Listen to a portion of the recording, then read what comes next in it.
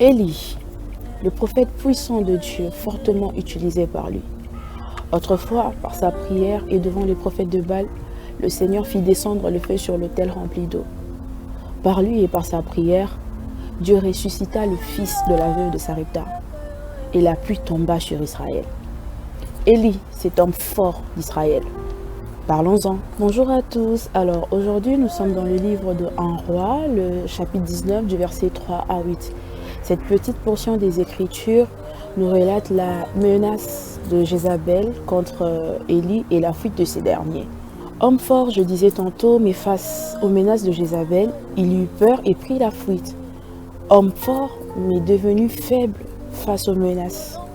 Alors cette histoire me fait penser à l'homme intérieur qui, malgré des multiples exploits, peut se retrouver affaibli devant certaines situations de la vie. Ça me fait penser à cet homme intérieur qui, malgré les grandes choses de la vie, malgré les grandes choses qu'il peut opérer, est susceptible d'être atteint par certains problèmes de la vie. La bonne nouvelle, c'est quoi? La bonne nouvelle, c'est que cette faiblesse est momentanée. Alors la première chose, c'est les oiseaux du ciel, qui est symbole du malin, de son royaume, de ses acolytes. La deuxième chose, c'est la chaleur du soleil, qui est l'image de la tribulation, de la persécution à cause de la parole. La troisième chose, c'est les épines, image du souci du siècle présent, image de la séduction des richesses. Et ces trois choses passent par ce que l'on vit, par ce que l'on voit et par ce que l'on entend. Tu as peut-être renoncé à Christ à cause de cette situation que tu es en train de vivre. Tu as peut-être renoncé à Christ à cause de ce problème qui te tourmente, à cause de cette maladie qui n'a pas de solution, à cause de cette rupture, à cause de cet échec.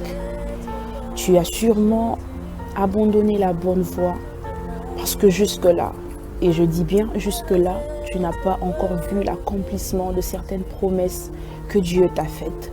Mais écoute, Élie lui aussi avait préféré la mort à cause de ce qu'il avait entendu venant de Jézabel.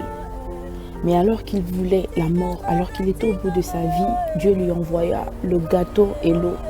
J'étais en train de dire qu'alors que Élie était au bout de sa vie, Dieu lui envoya sa parole et son esprit.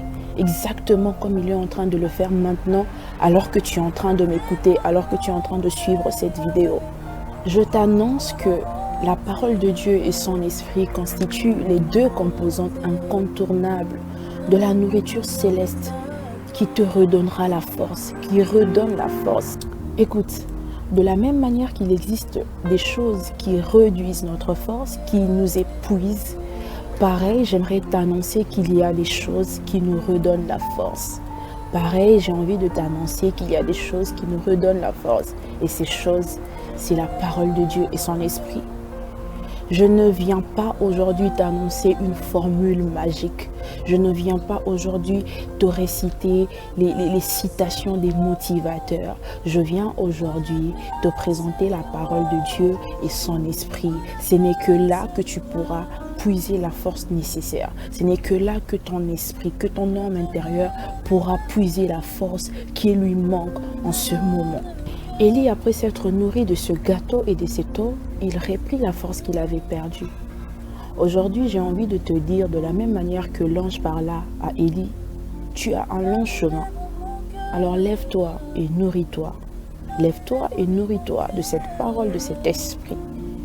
Et si tu te nourris de cette parole et de cet esprit que le Seigneur met à ta disposition, tu pourras dire, j'ai vu le méchant puissant s'étendant comme un arbre vert croissant dans son lieu natal. Mais il passa, et voici, il n'était plus. Je le cherchais et il ne s'est plus trouvé. Psaume 37, du verset 25 à 36. C'était moi, votre sœur, Délivrance Kaninda. Faveur, paix et grâce chez vous.